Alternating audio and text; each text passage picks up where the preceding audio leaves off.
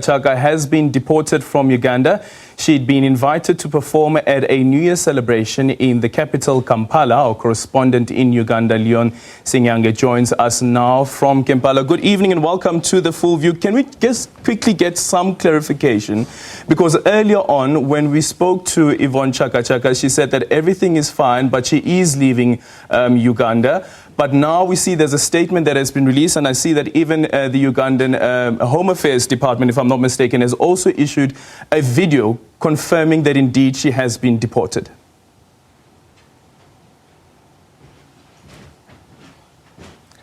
Well, certainly it's true that Yvonne has been deported from Uganda. Earlier this morning, probably in the afternoon actually, authorities went to the hotel she was residing. She was supposed to do a rehearsal there today ahead of her scheduled performance later this evening into the New Year celebration. That rehearsal did not happen. She was stopped, ushered away into another room, and well, the discussions that went on there, none of us actually gets to know. However, thereafter, she was asked to leave the country. Authorities, of course, escorted her up to the airport in Entebbe. She is scheduled to fly back home through Rwanda, through the Kigali and Rwanda, and then end up in South Africa. But the major issue here, of course, was about the documentation with which she entered the country. Authorities say she came in with an ordinary visa, and that now, since she was scheduled to perform, which of course meant she was supposed to be working,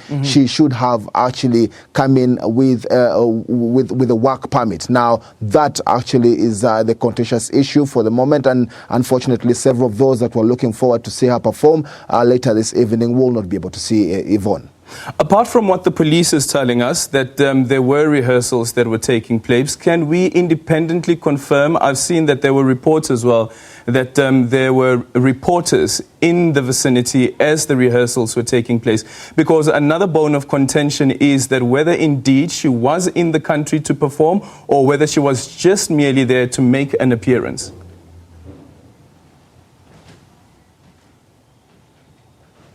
Well, Yvonne was indeed in the country to perform. The end of all the New Year's Eve celebrations in Uganda is one of the biggest. That is one held in the capital. It's called the Nkuka locally here. So it's one in which several artists are invited.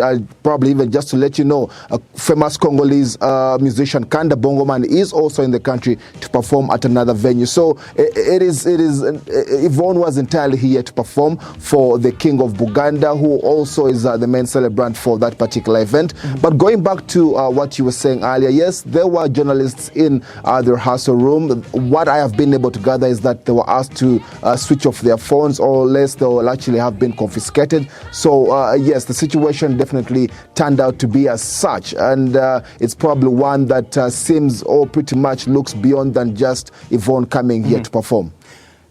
Do we know what the organizers are saying, that whether Yvonne was in the country on an ordinary visa and in the absence of that working visa, that's the reason why she was deported? Because I guess even on their part, they should have done, make sure that they do their own homework to ensure that artists that are performing in the country are performing on working visas instead of ordinary visas. So where was the loophole?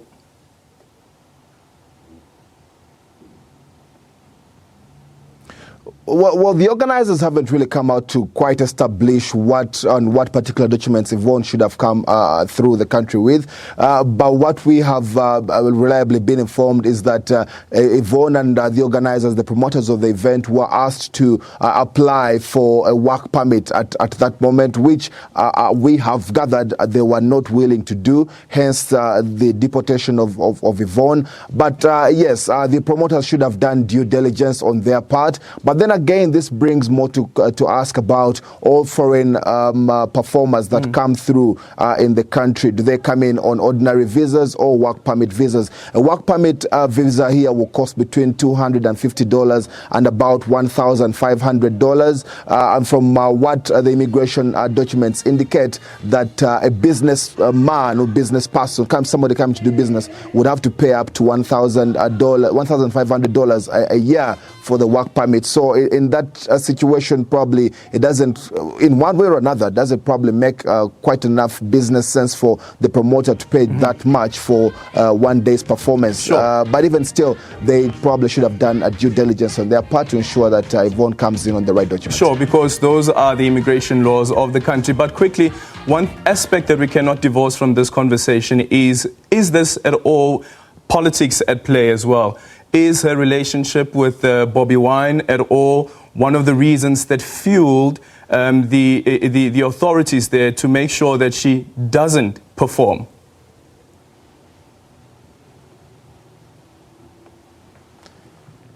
It's seemingly the sentiment that many of the people here have, that Yvonne Chaka Chaka's relationship with Honorable Robert Kyagulanyi, Bobi Wine, is probably one of the reasons that the authorities had to find one loophole here and there to ensure that she's actually out and not perform. She was probably scheduled to perform before one of the biggest crowds that ever grace an event or a celebration, New Year's celebrations in the country. So probably a word or two here could probably change the tide on what potentially people could think about her relationship with Honorable Kyagulanyi, Bobi Wine there. But just to throw you back, in 2018, Yvonne Chaka Chaka publicly announced her admiration for Robert Kyagulanyi, Bobi Wine. She kind of likened him to Nelson Mandela and the energies in the struggle there. She was here again to perform on a stage in Kampala. So yes, you could potentially say that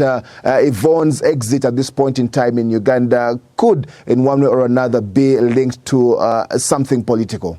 Thank you so much for your time.